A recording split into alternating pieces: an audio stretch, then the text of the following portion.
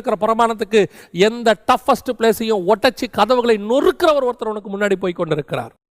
இரும்பு தாப்பால்களை முறிக்கிறவர், வெண்கல கதவுகளை உடைக்கிறவர் ஒருத்தர் உள்ளே போயிட்டு இருக்கிறார்.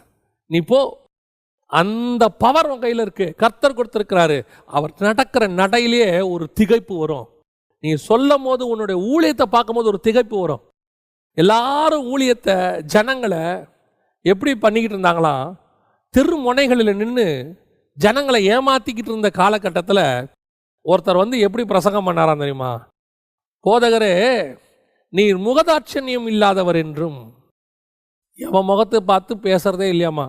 அன்னைக்கு உள்ள ஆசாரியர்கள் எப்படி பேசிக்கிட்டு இருந்தாராமா? முகதாட்சண்யம். பணக்காரனுக்கு ஒரு ரூலு, ஏழைக்கு ஒரு ரூலு, இதெல்லாம் வச்சுக்கிட்டு பேசிக்கிட்டு இருக்காராமா. இயேசு எப்படி இருந்தாரா தெரியுமா? முகதாட்சண்யம் இல்லாதவர் என்றும். நீர் எதற்கும் அன்காம்ப்ரமைஸ், எதுக்குமே நீர் காம்ப்ரமைஸ் ஆகிறதில்லை என்றும் நாங்கள் கண்டிருக்கிறோம். இந்த தைரியத்தோட தான் நீ நானும் போகணும்.